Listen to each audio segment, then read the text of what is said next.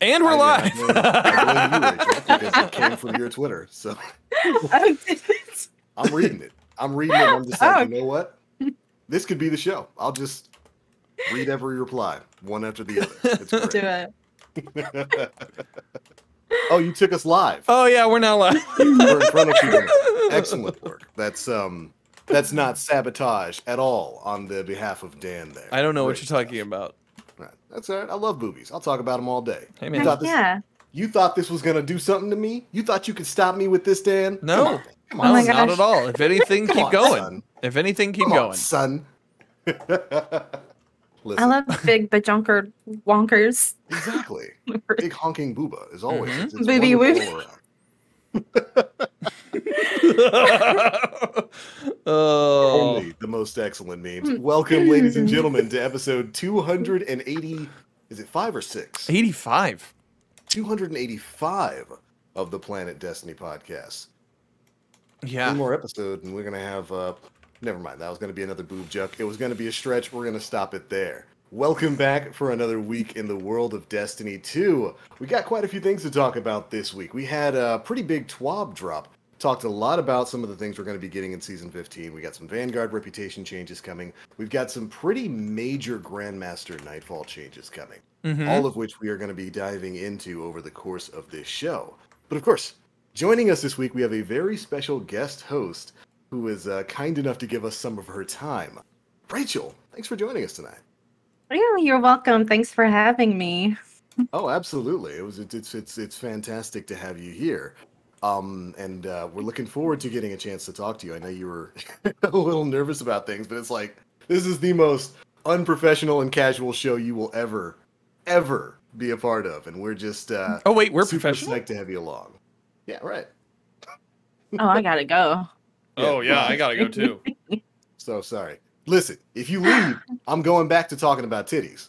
Okay. Well, I mean, maybe I want to stay. Oh, well, damn. All right. Well, You already fit in.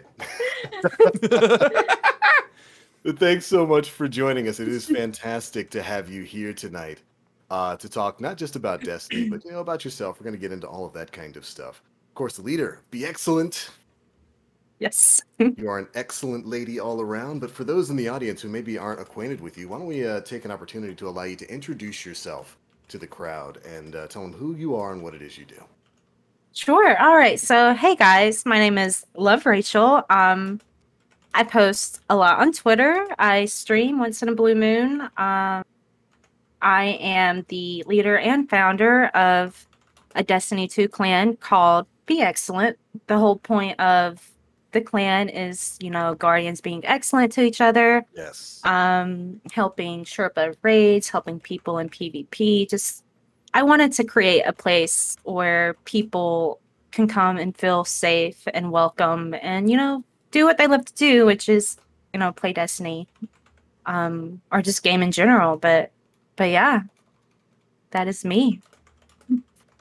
Right, and that in and of itself is always something that's really fascinating. You've got a pretty successful clan there. I'm looking at your Twitter banner, and I love it. The callous callous fan emote is amazing. But it's kind of one of my favorite things about the Destiny community is the fact that naturally we have groups of people like the group that you've put together with Be Excellent that come together not just to kind of provide people to play the game with, but to provide a Sherpa-like experience for players out there who don't have a clan. It blows my mind every time I sit back. I take the 15,000 foot view of Destiny where it's like, this is a game where people can come in, they can play it casually, they can play it competitively, they can go into Crucible, do PvP, and then there are people who want to do some of the high-end stuff in PvE but don't have a group together. They can go to no end of different content creators out there or clans with services provided like the one that you do with your clan and get carried through content that they otherwise would never see. Exactly. Yeah. But long story short, I think we all do actually. We know what it feels like to have a game that you really love and you want to play and you want to unlock these triumphs or these challenges, but you can't and you don't really know anyone. And LFG can sometimes not be the best. So like in my Discord, even if you're not in the clan, we're still looking for people to like come raid with us, Mhm. or Right. let's stack in PvP, or let's help with comp, or nightfalls, etc. And I think the community needs more places like that. I know there's so many out there, but More I'm is I'm a always very better. welcoming, right, and I Yeah. just the welcoming the better, in my opinion. Mhm. And I just don't want anyone thinking, oh, like I'll never be able to accomplish these goals that I've set for myself in the game because I don't have a group or I don't know anyone. So that's basically the end game goal of my clan and my Discord, is to have a community where no one feels left out or no one feels FOMO, basically. Right on. Yeah. And So yeah, and like I said, that really is kind of an incredible sort of thing. So I can remember, years ago, if you jumped into a game, there was going to be content that if you didn't have a dedicated group of players with you, you just would never be able to dive into. Whether it's, like if you're playing World of Warcraft or MMOs and whatnot, some high tier raids, if you didn't have a static group with you, there was never a chance that you'd be able to get in there. In Destiny 1, there were people who were like, oh, that Vex Mythoclast looks real spicy. But I don't have a group of six or seven people who can stick around with me and whatnot. And so it is incredible to be able to look back and see that we have these communities that are put up by people like yourself, that really just provide that experience to everybody. You make it accessible to everyone.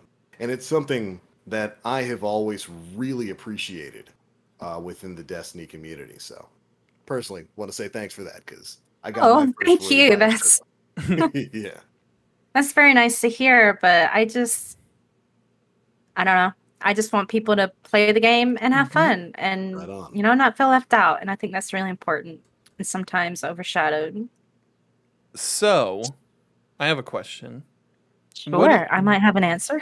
What is your favorite content to help people Ooh, Ooh, through? yeah. ooh. It has to be raids. Yeah. I just, I'm a huge PvP person, but it's sharpening a raid is just so much fun, especially Yeah. when it's someone who hasn't been through that raid before. Or I know this is kind of a hot take, but like you see people on Twitter post sometimes like, oh, I sharpened this person and they got this exotic, and this is my 30th run and I don't have it yet. Mm-hmm. But like, in my That's honest tough. opinion, I think that's one of my favorite moments about sharpening a raid. Sure, yeah, on the inside I'm like, crap, I Yeah. didn't get like Vex, or I didn't get 1K. But taking someone through a raid who's never been, and they're like, oh my gosh, I got the exotic drop. That to me is just so worth Yeah. it. Like hearing them freak out and then them like thanking us, like, oh, thank you, like this was a great experience, I never got to do this and I got an exotic drop. That to me, that makes my heart do the big beat. Like Yeah. that's worth it. Like I know chirping can be annoying and you never know what can happen and you never Mm-hmm. know like how people are, how they'll act, but Right. the and the funny experiences that you get through raid chirpas just make up for it. And just like hearing people's reactions too, like in moments like Spacewalk, who's never like Mm-hmm. Yeah. experienced that. And I Yeah. am so excited for crossplay because my sister, my brother-in-law, and my dad play on Xbox. And I cannot wait to take them through DSC just to like see their reactions on Spacewalk. It's just gonna be so exciting.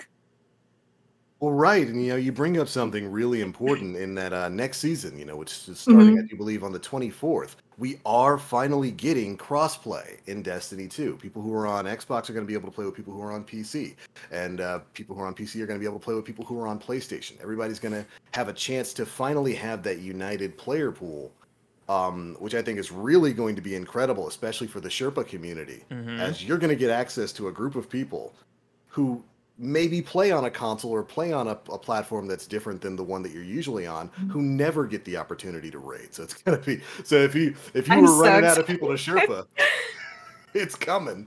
Right. And that reminds me, like I remember someone coming up to me saying, wow, like I'm really inspired to do Sherpas, but I feel like Yeah. it's too late to do that because there's so many people out there who are like dedicated Sherpas. And I'm like, okay, but consider this crossplay. That is Yeah. so many people like being introduced to like Xbox players can now do like PlayStation or Mm-hmm. PC Yeah, LFD. Like that's so many people who hasn't raided and gets to experience a raid or exactly. needs to raid more, etc. So I really think if you're someone who's wanting to up your Sherpa game or just do more in Destiny in general, now is the perfect time. Heck yeah. Especially with the new season and with crossplay coming. It's like the perfect time in my opinion. I'm really excited for that as well. Yes. And something that has gotten me more excited about crossplay in Destiny is the announcement of crossplay in Warframe and seeing that Right? community kind of blow up over the last week. Like I'm very excited to see what happens with Destiny 2 when crossplay hits. It's funny. I heard about that last night from Nim. He DMs me like in the middle of the night, Yeah. blowing my phone up like, so I'm like, what are you bothering me for? Warframe's getting crossplay. Oh, well, that's nice. Yeah. And also they're getting a mobile like Yeah. variant. Oh, that's interesting. I'm glad to see the crossplay bug is biting everyone because Yeah. it's Warframe is definitely a game that could benefit from that.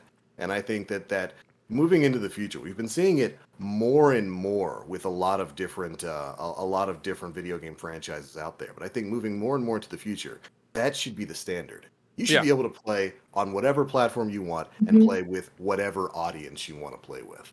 And Yep. so seeing a big name like Warframe, really happy to see that because something we've talked about here on this show is I used to play Warframe. Last time I played it was like 5 years ago, and it's because I moved to PC. I'm not doing all that grinding all over again. So Right. now that I can just kind of take that character and play on PC, that's fantastic. Yeah. Fantastic. It is definitely the future, and I really want to see more game companies embrace that moving forward, which I think they will. Yeah. I think I think they will too. yeah, I absolutely think they will. It's a lot of games are just kind of naturally going that way.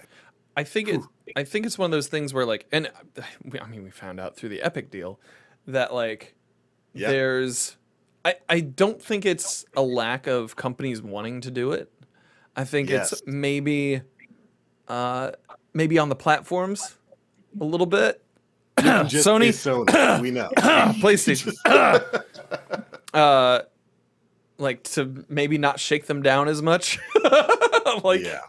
Papa PlayStation is sitting there like, hey, you come to me in my moment. Yeah, it's funny. They had to get strong armed by PlayStation as old Don Corleone there had to get strong armed by a much bigger Don in Activision Yup. to kind of start allowing any sort of crossplay. So it's weird because Activision is one of those companies that's considered the video game devil. Right. Right. Video game devil.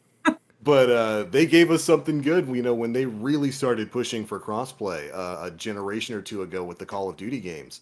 And I think that was probably one of the major breaches that we needed to start making this a more widespread thing. Yeah. And so I'm just really happy to see it. I'm super psyched about it happening with Destiny next month and happening with Warframe too.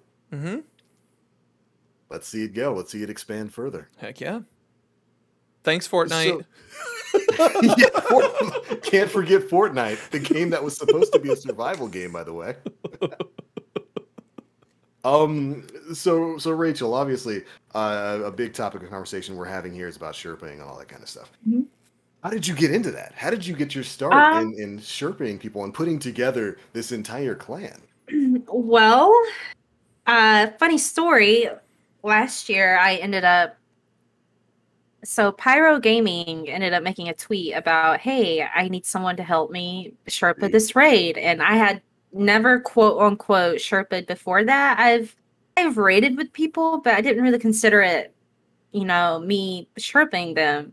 Yeah. But I responded. I said, "Hey, I'm free." We ended up raiding, and then after that, me like Mal Nightingale, Yes. and a few others, we ended up doing drunk Sherpa raids. So we, That's yeah, it's It's some of my greatest Destiny 2 memories have came from that, but we would get tipsy, or pretty, drunk, and we would do Sherpas and somehow end up completing the raids. And we did so many, and it became like, hey, are we doing like Sherpas this weekend? But after that, I just started, I guess, taking it into my own hands, like with my clan, as an example. I don't know. I wanted a Sherpa and I just started doing it. Yeah. Yeah, I think we need more of that available in the community. So, and what better way than to start with yourself, right? But Yeah. helping people is my thing. Right on. And by the way, massive shout out to Mal and Pyro, two awesome people there. Oh yeah, they're some of my greatest friends. Pyro is such a goon. I love him. but so you jumped into this Sherpa experience where you're teaching people how to do the content. For those who are listening who maybe don't understand the vernacular, Sherpa is basically a guide. When you're Sherping somebody through content, you're basically taking them through, usually on their first try, and teaching them how to complete encounters and mechanics and whatnot in raids or in high-end content in a game. So what is your favorite Sherpa experience? Do you have a favorite raid to bring people through? Well, it used to be Eater, and I know it's like, whoa, Eater's so easy, but I just thought it was so much fun. And Scourge, we Sherpa'd a lot of Eater and Scourge, mainly because of the Sparrow race thing. Like, it used to take so long to get through that part with some people, but it was just so funny. And especially with people who's never done it before, would be like, all right, just stay here, we'll be back, or just something silly. Like, we try to juke people into getting tricked, and out of the goodness of our hearts, of course. But of course. You tell them to, when everybody races away, it's your job in that encounter to pull out your Sparrow and then turn around and look. And then they get a flaming servitor to the face.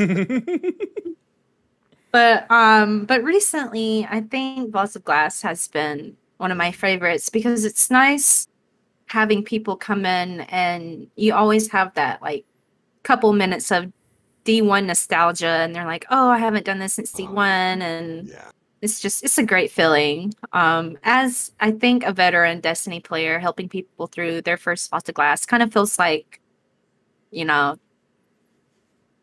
like as a guardian, like point of view, like, oh, like I was meant to do this, like help new lights, new guardians through stuff I've already been through. It's just, to me, it's special. Chirping and, knowing like, oh, I was once this person, blown away by this raid, and now I get to be in this position where I can help people and experience their emotions and reactions when they finish it too. It's great. It really is kind of an incredible sort of thing, this experience that we all had years ago with Destiny 1, with the initial raid in the Destiny franchise. It's kind of an amazing thought to think now and be like, oh, all these years later, it's been brought back in a really fantastic form, and we get to bring people through this experience we had years ago and give them a fresh new take on it. I find that kind of incredible. It's so awesome. Yeah. Oh, man. So I helped a buddy of mine, Ghostface Joker, today with his first Vault of Glass in Destiny 2. Now, I raided with him back in Destiny 1. Yep. He's a seasoned raider. He's played Vault of Glass with me like hundreds of times.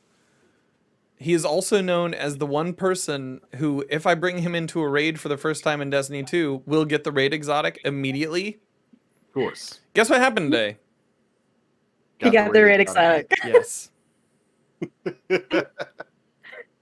still don't have what he deserves. He deserves it. He deserves it, Dan. I know. That actually reminds me, my first run through of Vault of Glass on D1, I got Galahorn. Must be nice. See, now I gotta kick you off. I'm sitting here thinking, man, this show's going good.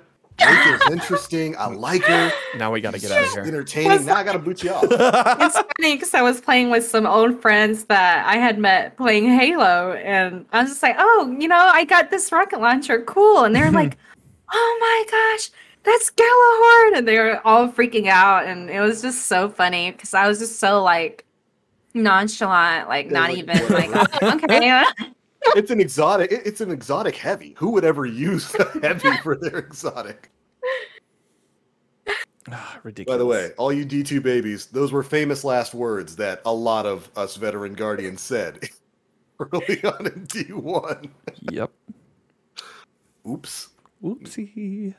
Oops. But, that's good though. It's the meme is to be salty about the new player getting it, but I can remember times where I was bringing people through Wrath of the Machine and then bringing people through stuff like Crota's End and whatnot, and watching them get the kind of loot that I would want. Watching them get Vex Mythic Class, watching them get the hammer from Crota's End. Mm-hmm. And it's just like, what, good for you, because they're having this kind of pure experience where they're getting to experience content that they may have thought that they'd never get a chance to get through. Right. Exactly. They're having a positive experience coming out of it. I feel like once you decide that you're gonna Sherpa, your RNG just like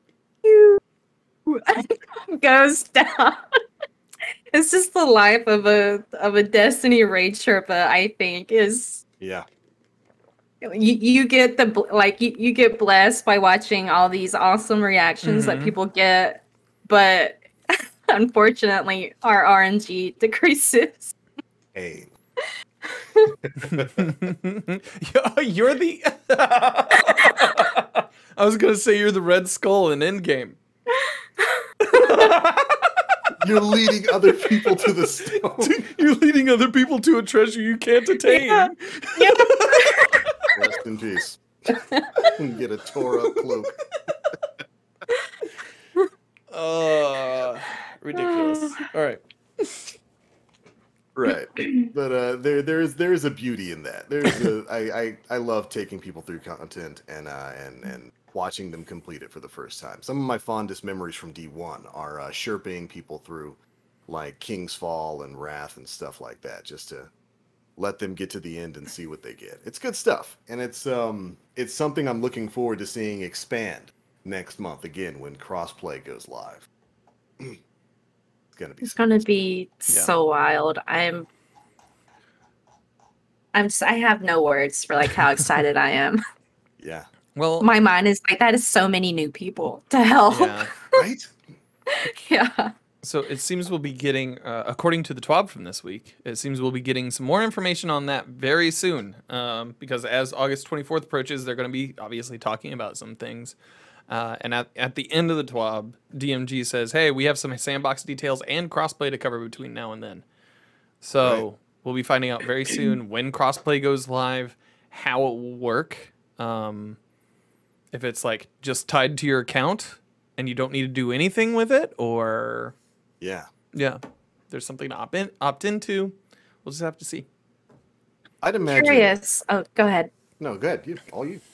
I was just going to say, I'm curious because if you play Master Chief Collection, like it has crossplay too. Mm-hmm. And I was playing with my family the other night, and when I turned I play on controller, forgive me. When I turned my controller on, the game was like, if you choose this option, when you matchmake into certain playlists, like this will be locked as your like controller and like input. Yes. Mm-hmm. So like I can't switch to, for example, like mouse and key in the middle of a game, which I guess makes sense. So I'm curious if something like that is going to happen for crossplay, especially for like PvP. Yeah, it's funny. I'd imagine it's gonna work that way because that's the way Call of Duty works right now with its crossplay system. It matches you based on your input. So if you're on PC and you're playing with a controller, it's going to match you with either other people who are playing with controller on PC or console players. And if you are on either platform and you're using mouse and keyboard, it'll match you based on that. And like once you're in a game, you can't swap. you can't pull the old switcheroo and try to change up your input method. So I'd imagine it'll work somewhat Similar like to that. Yeah, but there's got to be there'll definitely be an option to opt into it somewhere in the settings, I'd imagine. But although they did mention that they're going to be separating Crucible, right? They just said if you join somebody on PC, then you'll get PC lobbies. Right. Yeah. Right. So I think specifically the PC person who like is the fire team leader, then you have to like. That's how it works. I don't think it works the opposite way around though. So you don't think it works like, for example, if I on PC were to join like my dad who's on Xbox, so it won't be if we played like Mayhem, it won't be just It won't be Xbox an Xbox players? lobby. It won't be an Xbox Oh, it'd be like lobby. mixed It would be or just all PC. It would probably be PC. Oh, that's interesting. See that. I know that's how they described it a couple months ago. I guess we'll be learning more about this in the next few weeks whenever they give us a detailed look at it. I would hope that they would try to do the controller, the input method approach to things, since that works really, really well in games like Call of Duty and, like Rachel said, Master Chief Collection. And it seems to be beneficial. Yeah, it's a pretty quick and easy way to kind of get things in there. And I think that would probably be a bit better than just saying, oh, you're partied up with a PC person, you get all PC lobbies. Yeah. But we'll find out. Yeah, we'll find out. Soon. TM. Soon. So I only have one more question for the interview, I guess, portion of this show for you, Rachel. Sure. How did you kill the Templar with Leviathan's breath? Wait, did you say why or all of it? Who, what, where, when, why, and how? Okay, so I hope I'm allowed to talk about this. I'm sure I am. Speech impediments suck sometimes. Anyway, so I logged on to Destiny the other night and I got a message from Fallout. He did not tell me what we were doing, but he held a gun to my head and told me to join his fire team, and they were in the middle of a raid. Does. That's the only way I've ever gotten an invite from him. But long story short, he's making this video that shows people ways that you can kill the Templar if you don't have like anarchy, because a lot of people have been coming to him saying, hey, you know, I LFG, blah, blah, blah. I just like, we can't get through Templar or farm Templars specifically. I don't have anarchy. So we were just, you know, using different weapons to see what would work to help people who don't have anarchy. And I am a Leviathan's Breath son. Like, I think it's slept on. So I was like, hey, Fallout, let's try Leviathan's Breath. And he was like, sure. So we did. I would not recommend it unless you're in it for the memes, because it takes so long. Because the draw is so long and we ended up running out of ammo, but that's why we ended up killing Templar with the Leviathan's Breath. But it was so funny. Oh my gosh. Just memeing raid bosses is one of the funniest things. Oh, it's one of my favorite things to do in the game. Just finding some silly, stupid strategy, whether it's 6 Titans yeeting themselves at a boss simultaneously and trying not to fall off a cliff afterwards. You know, they get recoiled. Or I guess using an bow to kill the Templar. Yeah. I remember back in the day, Gray Fox brings this up. Prospector? Remember when we used to use Prospector on Riven? Yeah. That was its only use. I think you could use it against Morgith, but like to limited like success. Right. But you know, that's part of the fun there, finding weird things to use. And I can't even imagine, because I'm just thinking, I saw that tweet and I was like, how long would that take? No, a lot of people were like, proof. Where's the proof? Yeah. I couldn't. It took a long time. Did he enrage before you killed him? I can't remember. I don't think so. I can't. No, I know that the second set of oracles spawned, so we were in a rush to hurry up and try to kill him. Okay, that's not bad. Then I was Yeah. thinking like, oh my goodness, you guys must have pushed it to like the enrage timer and just barely killed him before then. That's how long it takes to Yeah. draw Leviathan's breath. It really is. So just imagine like 6 people, well, 5 people, drawing Leviathan's breath Oh and like my the Jeopardy music playing in the background because it takes so long. Ridiculous. But you did it for the memes, We did it for the memes. and I salute you for that. That is mwah, fantastic, beautiful work. You did it so we wouldn't have to. Exactly. No, no one else has to kill the Templar using 5 Leviathan breaths. Oh my god. Well, all right, that was all the questions I could personally think of. Yep. I think you answered them. You did a great job there. Yeah. Thank you. Good stuff. You were nervous. You're a pro. Not bad for your second podcast. I have a pool of sweat over here. I'm kidding. Well, I mean, we're talking a lot about the next season in Destiny, and that's fortuitous because, of course, the TWAB this week has nothing but information about Season 15 and some of the things we'll be able to look forward to starting on August 24th. We're going to be having a major change to, of course, reputation ranks. The Vanguard, Commander Zavala, is going to be basically getting the Lord Shax and Drifter treatment with his reputation system. He's going to have the same system that they have. And I do believe they said something about simplifying some of the reputation rank, right? Yeah. They talked about we're no longer going to have infamy and valor. It'll just be Right, Gambit and Crucible ranks. Except for comp, which Right. will still No have glory. glory. Yeah, that's Right. interesting. Trials is also going to have a new Yeah, system for how it's ranked. that's interesting. That is interesting. It feels like they're just trying to flatten the experience, right? So no matter where you are, if you are experiencing the content, if you are just diving into playlist activities, you get rewarded more than if you do bounties, which I think is a lot of the complication I like that. at this point. So we can get more into it here if you guys would like. Let's do it.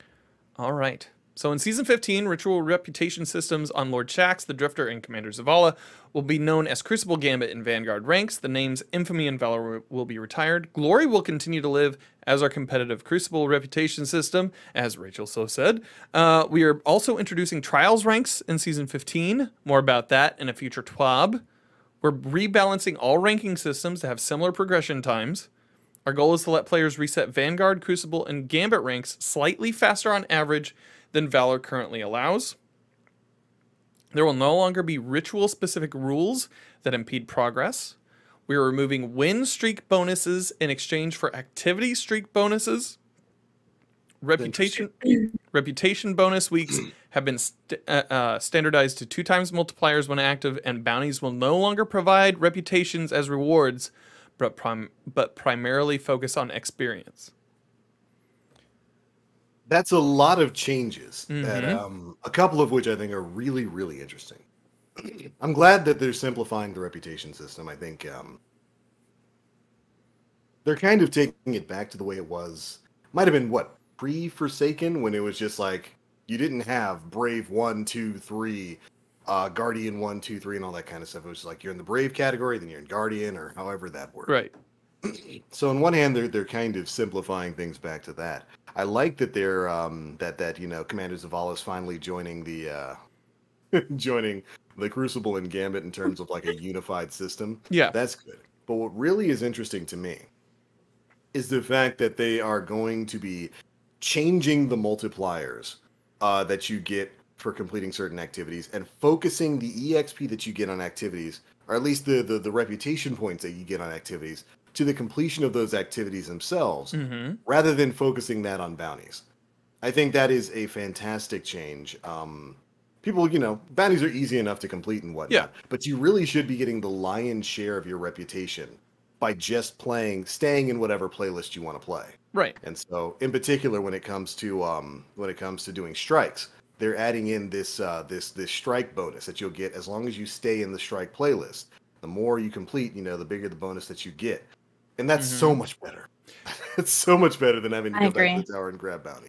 And it also rewards, if I read this correctly, it seems like it will reward based on activity, right? Yes. So like Yes. for those looking to take on a challenge, Nightfalls give different bonuses based on completion Yeah. medals, which can be earned through high scores and defeating all champions. Bronze, silver, gold, and platinum medals grant reputation bonuses. Nightfalls grant reputation multipliers depending on the difficulty of the Nightfall selected. The more difficult the Nightfall, the higher the multiplier will be. That's great. Yeah. Because you absolutely should be getting way more reputation for doing Nightfalls, especially higher difficulty Nightfalls, than you get for just doing a normal strike. Right. That is, you're absolutely right about that. That's probably one of the things that I liked most about some of the changes that are coming forward. I think they went on to talk about that they're going to be changing the way you gain reputation, at least in Crucible, when you win versus when you lose. They're making it so that losing isn't quite as damaging. Losing games isn't quite as damaging to your reputation grind, and now winning, I think, is only going to give you like 2 times the amount of rep that you would have gotten if you had lost the game. Which I can see what they're doing there. They're trying to balance out how much you get for winning versus losing. Mm-hmm. Which, I mean, I can see it working because they're doing the activity. What's it called? The activity. Wow, I have enough brain fart here. Instead of being streaks, like thank you, the activity streaks, because I mean, my goodness, like especially playing solo comp when you losing like 2 games in a row, it's hard to get that streak back up. Mm-hmm. But I don't know if they'll be changing the win streak system in comp or not. Since Glory will continue to, be the PvP reputation system. So yeah, that's interesting to see. But I do like the activity streak. And then they did say if you like go to orbit or have to run to the tower, you won't lose your streak. But for example, if you stay idle in orbit, or if you quit, then you'll lose your streak. And I kind of like that. Yeah. Versus a like win streak. Mm-hmm. That's definitely interesting. Yeah, so like just you've got perfect memory. Piggybacking off of that, they said Glory is going to continue to live as their competitive Crucible reputation system and will retain win streaks. So win streaks are going to continue to be a thing in Glory. And when it comes to the strike thing, I like that they're allowing you to leave the playlist to like go to the tower and all that kind of stuff without losing your bonus. I think that's super important. For people who want to, people who just want to log on and play strikes and be rewarded for it. Yeah. But I will say, it's a good idea to take away that bonus from people who quit out of strikes. But man, I'm going to be sad whenever I get the corrupted, that Dream City strike, because that is an insta quit for me right now. And I'm going to get punished for it later on. Although they did mention that any strike will allow you to build up this streak bonus. So if you just want to go into the Lake of Shadows playlist and just stay playing Lake of Shadows, you can do that, which is interesting. I like that. Overall, I like these changes. I think this is it's a good way to streamline the reputation systems that we have available to us right now. Yeah. And do something that I really think Bungie is trying to lean forward into, at least in terms of Vanguard, in making strikes more beneficial to play through. So right now, that's got to be the playlist activity that I do the least. Yeah. It's just a couple Nightfalls every week, and then I usually skip out on the 3 strikes a week. Right. Other things to do. So I am kind of taking. I don't know why they're taking rep out of bounties. Yeah. That's kind of confusing to me. Isn't that like the whole point? Well, I mean, bounties are like they're additive, right? They're not the whole meal. They're like. Well, I meant like of like the point of doing bounties would be to get reputation for that, right? Yeah, you'd think so. And XP, but was So what's the point? Well, and so that makes the question: what will be the incentive to grab bounties now? Is it going to give you? Well, is it going to give you more experience, like than it does now, or is it like I think they just said that bounties are just going to focus primarily on EXP. yeah, Which I find funny because if you can remember about 2 seasons ago, they made a big huff and puff about how they want to move people away from Yeah. using bounties to primarily get experience. right? Now they're just like, all right, well, just do bounties. That whole thing confused me because they somewhat changed bounties, but then Yeah. you can still pick up as many bounties as you want to do, like with the additional bounty feature.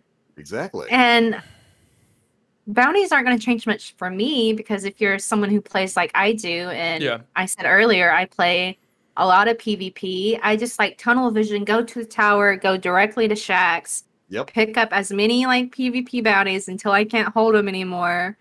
You know, go queue and quick play. And then I'm like, Yep. oh, I finished all my bounties. Gotta Well go done. back to the tower and get some more. Like, Yeah. there's no specific reason why I do that. I feel like it's just muscle memory from playing D1 Yeah. and just Absolutely. going to the tower, getting the bounty, and then like completing it, and then just going back and get more. So I just it's interesting.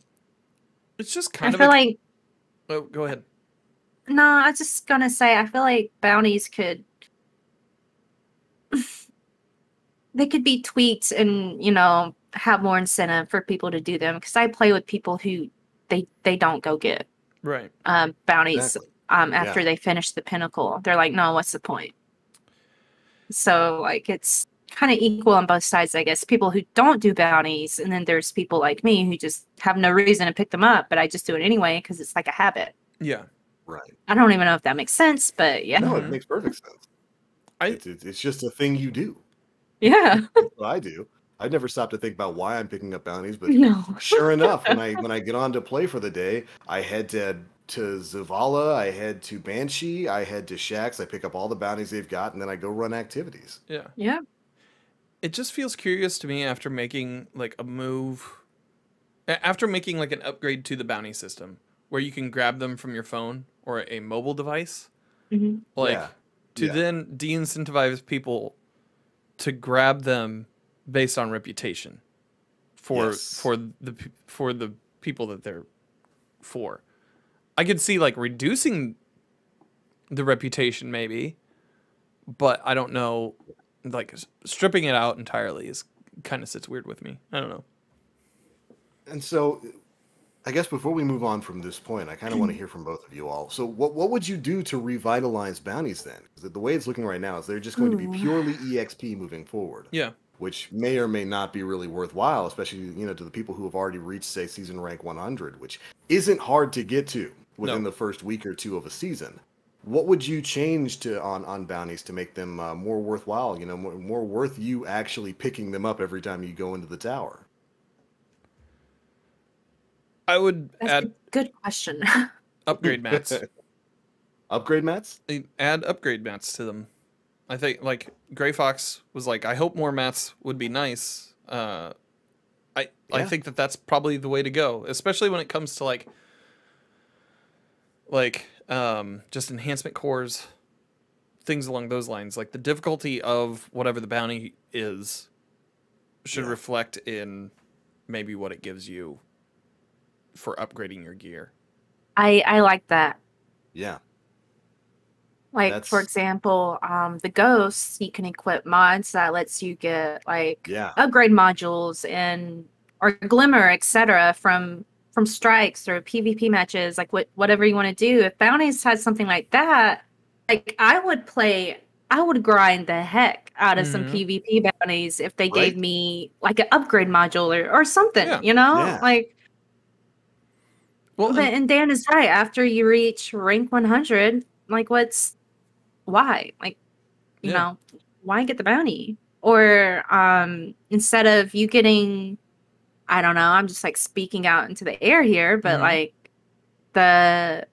the seasonal armor for PvP or strikes, instead of that unlocking with the rank, well, I don't know. I was gonna say instead of that unlocking with the rank, like what if there was something we could get based on like how many bounties we completed? Yeah. Whether it's the ghost or like an emblem or a shader or just something that gives bounties like, oh, I have a reason to like do this now. Right. If that makes sense. Like, No, I think it makes perfect sense. or more glimmer, or I don't know if the additional bounties, they don't get bright dust anymore, right? Not no. Well, they give a small amount. Like a really reduced amount. But like 1 to 300 or something like that. But if you look at like Banshee's bounties that he has, like you get experience, yes, but you also get mod components and enhancement cores. And that's already built into the game. They've already done that with one vendor. So I would hope that, like, even if it's just enhancement cores on strikes or whatever, or if like you had a specific material that you could get from each vendor to encourage you to go and play those activities. Yeah. Like something like that would be cool. But like I don't think that they can strip. I think they have to add experience in instead of taking experience away from the bounties, just because of the way you have to level for high end game activity, such as Grandmasters or Master Vault of Glass. Because you have to surpass that 100 really in order to be viable in a lot of cases. Yeah. I mean, I think those are a lot of really interesting ideas. I like the notion of adding, some of those materials that you always need more of, like upgrade materials and whatnot, to bounties, because that's a great incentive, and it would be a great way to kind of reward players for continually completing bounties in whatever activity they enjoy. If it's somebody who really likes to play Gambit, adding, those universally to whatever bounty you want would allow you to play either Strikes or Crucible or Gambit, whatever activity you like, whatever playlist you like, and still get something worthwhile there.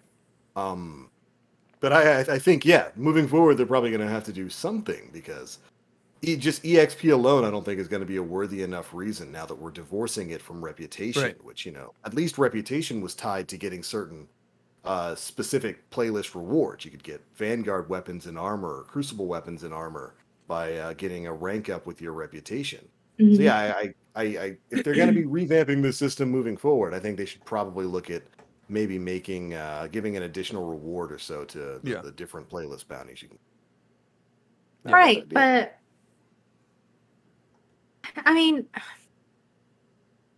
I'm trying to word this. I'm sorry. It's all your words. So if there's something we can unlock, for example, by doing bounties, how do we make that fun by, this is going to sound weird, but by doing like the bounty? Because let's just say there's something that you can unlock or get by doing, for example, do 25 bounties. But if bounties aren't fun to do, and if there's no real reason like behind completing bounties, then no one's going to enjoy that. Like no one's.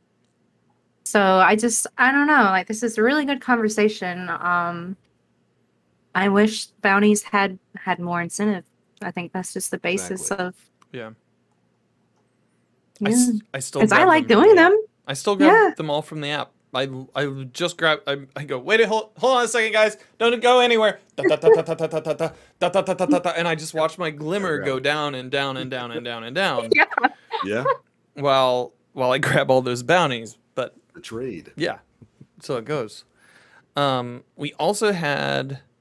One last thing before we move on to like the Grandmaster and the Conqueror changes real quick. Because I know we got to move, but they're removing, they're opting to update seasonal challenges by removing things like In It for the Infamy in favor of challenges to earn ritual weapon rewards, which is cool.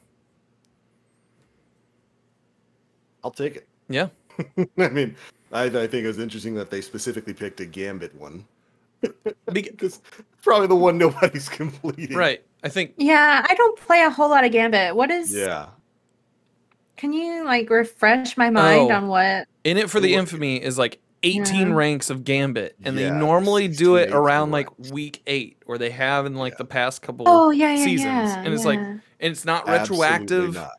Yep. It's you have to do it after it launches, and it's Just Absolutely not. ah! No way. It's just a Ain't pain. no way. But Oh, let us not forget that Vanguard tokens are being Oh, yeah. retired too. Oh, yeah. turn in your Vanguard tokens. Oh, no. I have so many of those. Yep. Make it a stream. Make it fun. Also turn it into a vault cleaning stream because you're gonna get a lot of shit. You're gonna get a lot of shit. No, do it, TVL. My vault is like 450 right now. Oh, 479. Oh, 479. You're so cute. You're so cute. 500 out of 500. Oh my gosh. He keeps it I have that to way. swap everybody's inventory just to move one thing out of the He vault. keeps it that way. I have 3,000 Vanguard tokens. Yeah. At this point in my gaming in Destiny, it is like every few weeks I have to do a vault cleaning stream because I use farming mode. Yeah, yeah. And like I just cleaned out my vault, right? To just like the god rolls on dim and like armor pieces that were over 65. And I had 270 items left, right? I'm back up to 400 out of 500. This is less than a week ago. This is less than a week ago. That's how it goes. So Turn off blues. That's my cry. I'm with Aura. Turn off the blues. Auto decrypt blues. yes, please. Yeah. What about PvP tokens? Those aren't retiring, are they? I thought they already did. Yeah, I thought they alady had Did done they? that. Mm-hmm. Yeah. I think Yeah. that was before So you they can't turn them changed- in anymore? Yeah, I think those are gone. Yeah. Oh my If god! you didn't turn all those in, Bungie stole You're all holding your on to coins. air, Rachel. You're holding on to air. I have so many. In my heart. Yeah, I think, Okay, That well, was- never mind. yeah, I think that was when they changed Shax's his reputation system. That might have been at Beyond Light's launch. Mm-hmm. Now that I think about it, I think so. know, yeah, they I haven't swiped even the noticed coins. that. So we have the Grandmaster changes Yes, that are coming soon, which are really interesting. they're big. Yeah. So there's going to be a Grandmaster catch-up node that will become available at the same time that the Grandmaster launches. And they've said that they like week 7 when it comes to GMs. But so if you have already earned your Conqueror title, you can go into this catch-up node. It will have all 6 of the Grandmaster Nightfalls available. You can just run through, as long as you're the fire team leader, you can run through all 6, and then from there, you'll have to go week by week. But Yeah, it's that's an interesting change. Each Grandmaster Nightfall will be available if the fire team leader has not completed the Gilding Triumph for the strike during the season. So I dig that. I like that change quite a bit. so this is an interesting change, and I got to talk about this a bit earlier in the week when I was doing the news video for this. Mm-hmm. I like it. I like that they're basically opening up the Grandmaster Roulette for people who are really that in-game level player that really wants to go through their Grandmasters, maybe gild their title and all that kind of stuff. I like that they're opening up the rotation basically right when Grandmasters open. It was always kind of weird that Bungie was forcing you to wait until the last couple of weeks of a season to kind of grind all that stuff out. So I love that they're opening it up, allowing you to push through it there. But I do have to say, and they mentioned it in the TWAB, some people like to wait until the end of the season when all the Grandmaster strikes are available, and then just run Lake of Shadows because it's the easiest strike in the game, and just run that for Grandmaster loot. Here's my thing. I don't really see that as a problem. No. I love the changes. I love that they're going to be opening this up to everybody as soon as Grandmasters go live. I think that's fantastic.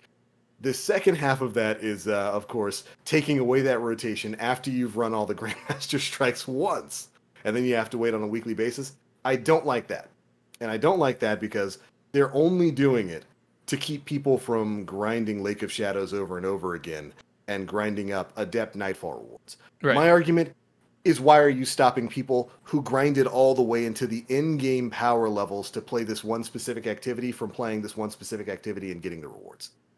If people want to grind their heads off and get to 1350 or whatever it takes to blow through Grandmasters, or 1335, I guess, which takes a significant amount of work. It's a lot of work to get up to 1335. You have to be playing for a long time. If the people who did that want to grind an easier Grandmaster Nightfall Strike for a chance, remember, not guaranteed, a chance at Nightfall rewards and whatnot, why stop them? Why are you stopping people from playing your game? So I'm not a fan of that part. Gotcha. One of my big questions is, so they mentioned that you have to be, the person who launches has to have a title to guild, right? Or like for that season. Does that mean, is it going to be one of those things where it's going to evaluate each guardian in your fire team and be like, okay, these guys also need to guild their titles as well? Or if somebody hops in, maybe they don't even have the Conqueror title yet, right? Yeah. Is this a way for them to get that early? And then It might be. Yeah. I would assume so. I mean, it's kind of weird to think it wouldn't be like that. Yeah. Yeah. But I don't know. I would assume, for me, I would assume that they would have to, it'll evaluate the guardians and be like, you do not meet this check mark. Yeah. Just like you do if you do any quest or something like that. And like we ran into that in the last expunge mission today. Somebody's character didn't have the Korea thing unlocked on their things on their characters, so they weren't able to go in. Yeah.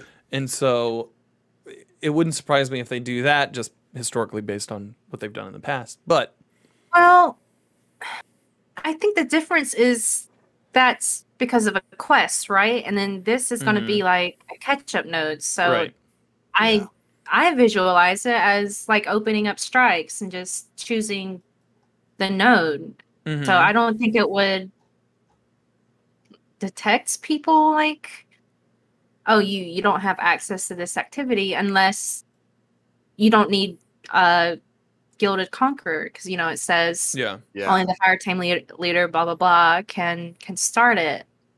So I don't think it's, I guess it's just checking the fire team leader for that. Yeah, I guess so. And hopefully, I'm sure it would count for everyone else too who needed it. Yes. Yeah. I don't, because it's not a quest, so it's it'll be interesting. I do like that it goes away. I mean, sort of, because it says, once you gilded it, the node will no longer be available. I guess, like you were saying, that keeps people from farming that strike. But it's going to be interesting. I'm really excited for it because I'm still working on gilding my Conqueror, actually. So it's going to be interesting to test. Like I said, if nothing else, I'm really happy that they're opening up the roulette earlier in the season rather than waiting till the end of the season. Yeah, that's super exciting too. Because I think I can understand why Bungie wanted to have you wait on a week by week basis. It keeps you coming back throughout the season.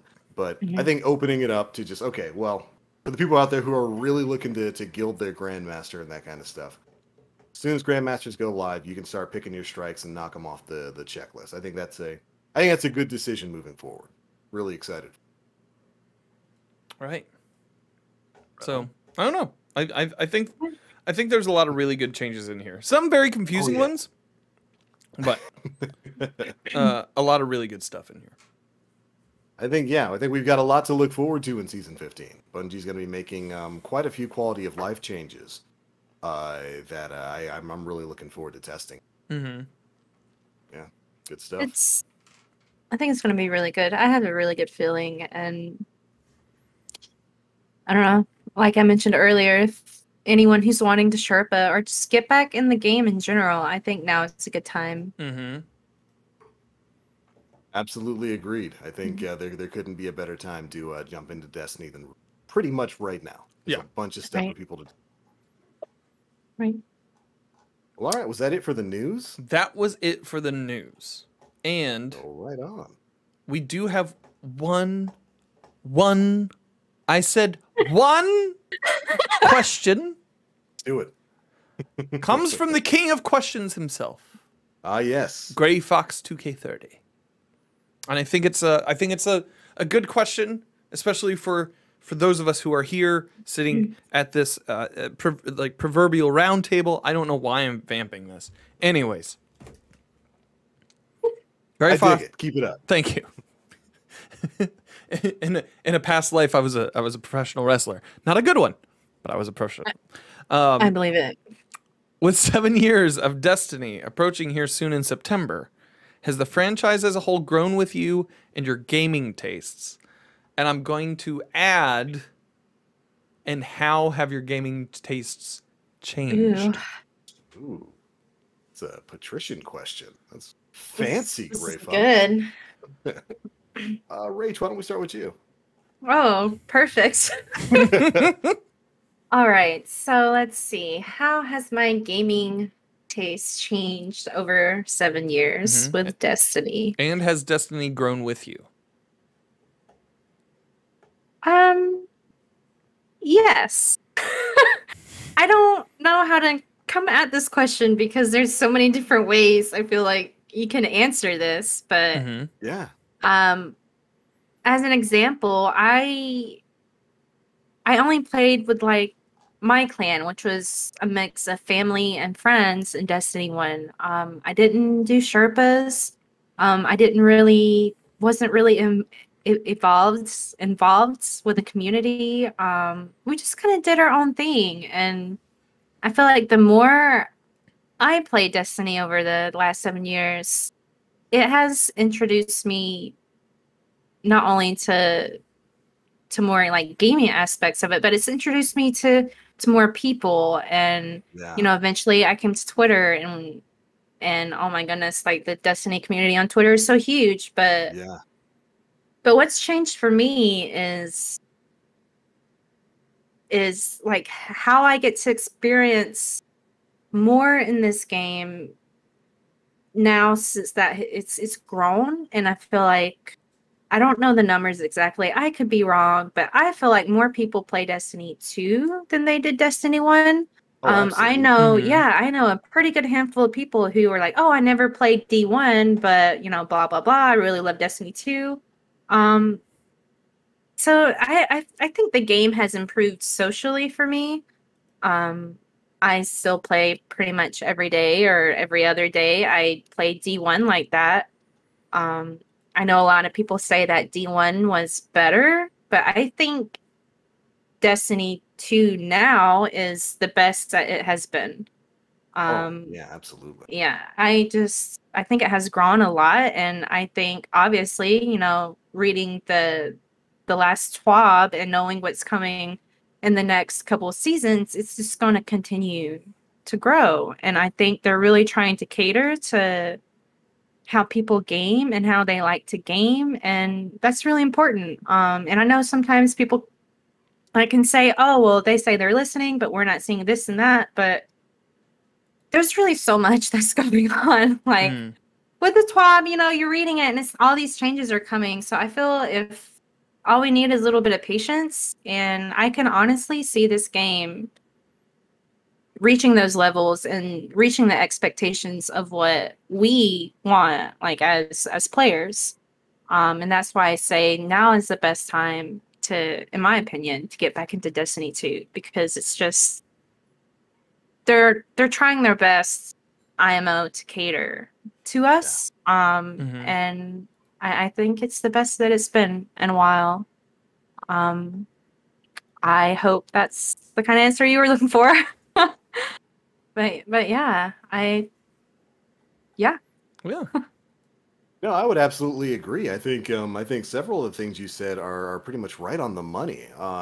As far as D2 goes, this is the best it's been. People like to complain about a lot of things going on in Destiny 2 right now, but Destiny 2, I think, is in a position now where it is a superior experience to what D1 offered, you know, Mhm. towards the end of its lifespan. Mhm. It's the sky is the limit with the game, and it's really experiencing kind of a renaissance right now. It's fantastic, and I think you're also right, and you mentioned that now's a great time for people to jump in. You know, we're on the verge of a new season. We've got a new expansion getting ready to come out. Crazy new quality of life changes are coming down the road. You know, of course, with the biggest one being crossplay. That's going to be such an incredible benefit for this game and its community. Yeah, I would say absolutely. Right now is the perfect time to jump back into Destiny, and there are way more people playing Destiny 2 than probably ever played Destiny 1. Right. I don't think that there's a question of that at all. It's And exactly. And I don't mean to interrupt, but this is no, the last thing please. I'll add to mine. But I like the season feature in Destiny Yeah, 2. Mm. We didn't really have that in Destiny 1. And like you mentioned, the ending of D1. So I know a lot of people like to mention, oh, it's this point in the season where things are slow. To me, D1 kind of felt like that for me. Mm. Like it was at that yeah, point in the game where it was slow and I was doing the same things over again. And even though I loved the game, I wanted more. And yeah, Destiny 2 gives that to me. Like there are some seasons that I don't play as much as others, and that's okay. But I know that there's more coming. Um and it's gotten better throughout the most recent season, so I'm yeah. excited. I'm excited for it. No, absolutely. I mean, shoot, the slow period of D2 right now is like the last month, maybe month and a half before a new season drops. The slow Yeah. period in D1 was like 6 to 7 months every Yeah. content release. So yeah, I'd say things are a little better right now. I'm not. We actually had a big conversation about this on the last episode about the Mm-hmm. seasonal the seasonal content and whether that stacks up to what we had in D1. And I honestly do believe the seasonal content releases we get now are a better format than what we were getting Yeah. before. I think we have much more stuff to do, much more stuff to play, much more stuff to enjoy, and much more stuff to complain about. Which is it's more on all cylinders, and I think that's a good thing. That's a good thing. You It's a can good teach thing. a man to fish, or you can show him Twitter. Or just show him Twitter, Oh and my he'll gosh. starve. He'll starve, But but he'll be he'll starve complaining the happy that he entire got to time. argue. Yeah, he'll be experiencing Right. that dopamine hit of whining Yeah. until he dies on Twitter to people he'll never meet. Oh my God. I asked today. I had like because right at reset, I got kicked out, and I was like, did everybody get kicked out? Because everybody in my Yeah, I fire team saw did. that. I have so many responses from people who are like, "People still play Destiny," or like, "I don't know because I don't play the game anymore." It's like, okay, all right, Okay. buddy. All right. Well, All I right. didn't ask you that, but okay, cool, neat. Have a good one, Pat bud. him on the head. Okay. It's All right. okay. It's okay. Go back to Final Fantasy 14. It's okay. Hey, Imagine playing Destiny. watch it, Dan. Watch it. I love Okay. Final Fantasy 14. I just downloaded it on PS5. Good game. Yeah. I think so. For me, looking at this,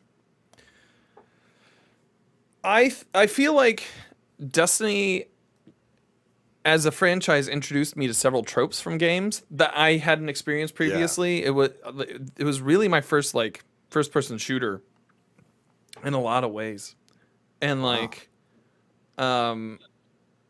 also like my first MMO like game or treadmill game, whatever. So it introduced me to a lot of mechanics and a lot of tropes of the style of the game that it is, and I feel like they do keep like trying to improve on that model, on that like formula and recipe, and it is growing with me as my tastes change. However, it has Yeah. also made me appreciate the solo offline game Oh, in a way. absolutely. Yeah. In a way that maybe I didn't necessarily when I first started Destiny. Yeah. Like when you date Destiny at the right at the get-go, right? You're like really into it and you just want to spend all your time with Destiny. Oh yeah, And, she's you a know, spicy girl. yeah, you're hanging out, you're calling each other on the weekends, you know, you're getting some friends together, you're all hanging out together with Destiny. It's a good time. But occasionally, you need a Returnal. Occasionally, you need a Sekiro. Need a little Sekiro on the side. Exactly. I feel you. I feel you. So, like, you need something.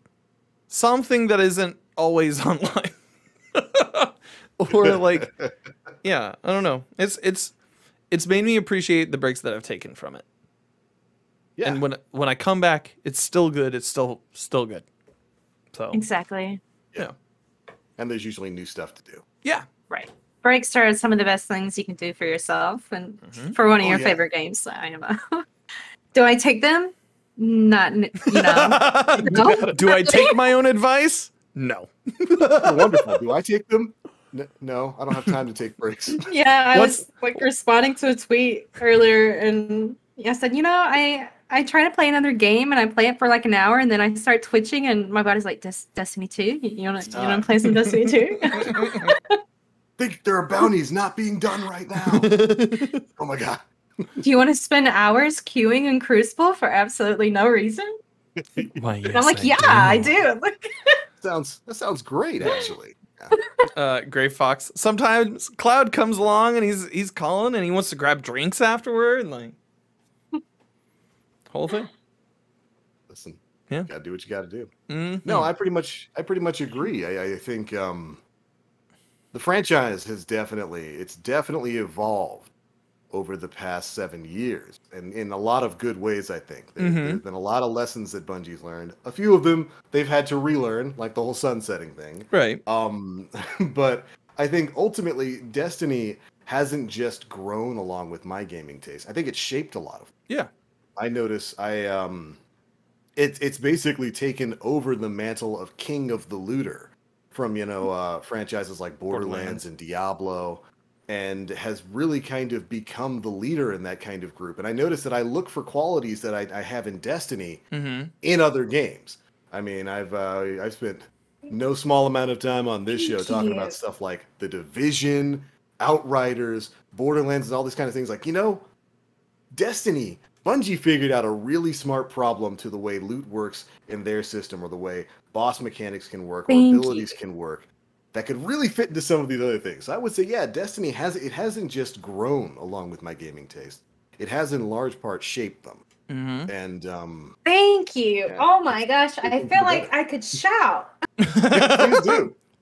Well, I saw someone mention how like Destiny has its flaws. You know, you can love something and accept its flaws. And they were mentioning how, I'll go play Call of Duty, and then I'll realize how good like Destiny 2 is as a shooter. And I feel like, people who complain, I get it. I complain too sometimes. Like, it's okay. It's okay to criticize, something that you love, as long as it's constructive. But I feel like the people who are just nonstop complaining about Destiny don't realize how good we have it.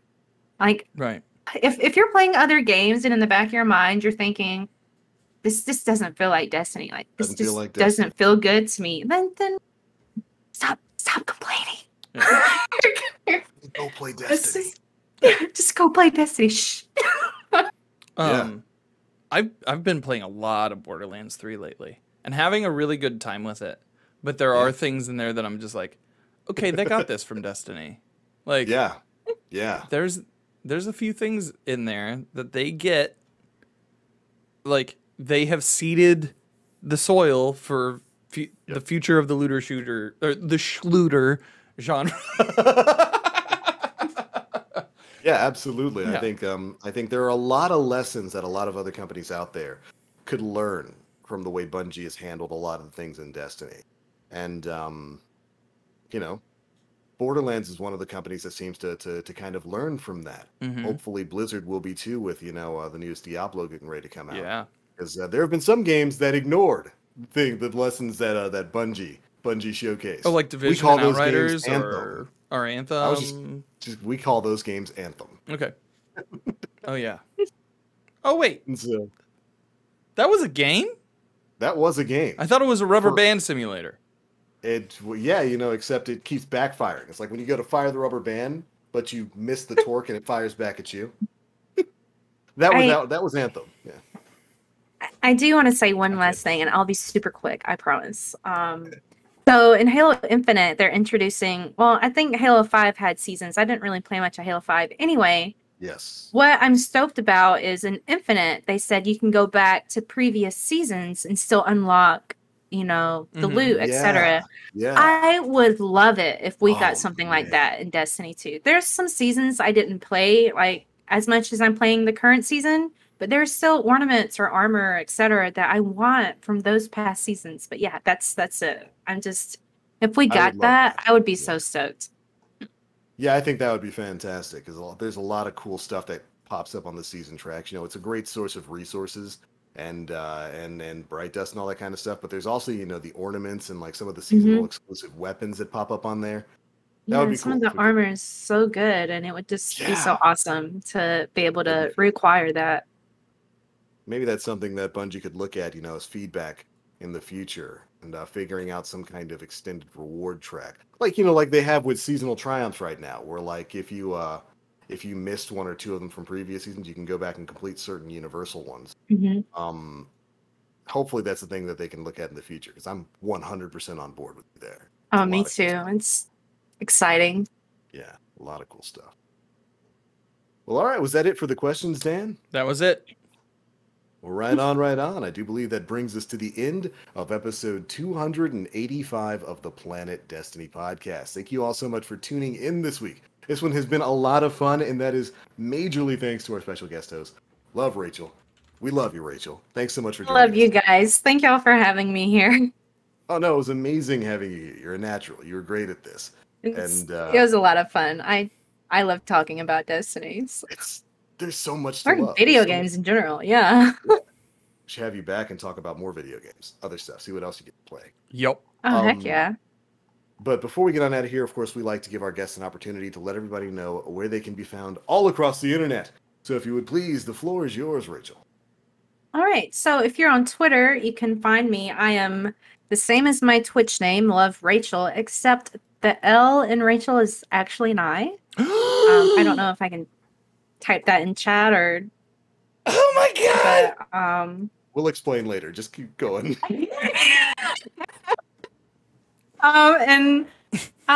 I'm pretty much just on Twitter, and I'm on Twitch as LoveRachael too. So, oh my god, there it is, right there. Yep. I see it now. Yeah. Right on. Make sure you toss her a follow. And if you're in need of some raids, they have got a community that is right there, ready, willing, and able to show you how to get stuff done there. Always. Go and check Rachel out. Thank you so much for joining us tonight. It was fantastic having you on. Yeah, it was fantastic being here. I'm super excited. You guys are great. No, you're great. It was fantastic having you here. As for us, Dan, where you at, man? Oh, hi. My name's Danfinity. You can find me on Twitter and Instagram and TikTok at Danfinity, where the I's are L's. And you can find me on Twitch, twitch.tv/Danfinity, where the I's are actually I's. This week, we're probably going to run some more Borderlands 3, where we started running that on Tuesday with Mod Sherpa. That was pretty fun. Started a Mara build, so that was fun. This past week, I was able to do a Pit of Heresy solo, so I think I'm going to try to do a solo flawless version of that this week. And yeah, just keep your eyes posted on the Twitter, updates and all things to come through there. Also, Beardo will have Glad this week as the guest. Oh yeah, yeah. You told us that last week. Super excited. Can't wait to hear that. Yeah. Hey, I might have asked him to come back on this show before the end of the year. So I might have asked him. So I better bring some steak and bacon, because good Lord. Hell yeah. You're gonna need it. Well, right on. Of course, my name is the Black Link. I'm pretty much the only person on this show who actually got a username that they were able to spell. Nobody else. You can find me pretty much everywhere on the internet: Twitch, Twitter, YouTube, all at the Black Link. Streaming times are still kind of tentative. Still kind of working during the days. Yeah, work schedule's kind of out of order right now. Whenever we get that settled, that's when we'll be getting back to usual live streams. But as for the Destiny, news stuff, that'll be going up, of course, on the Planet Destiny YouTube channel at youtube.com/Planet Destiny. But all right, everybody, that is it for episode 285 of the Planet Destiny podcast, your guide to this week in Destiny. Thank you so much for tuning in. We'll see you next week, same time, same place, Sunday evening at 7 p.m. Eastern Time. But until then, see you Starside. Bye, everybody. Bye.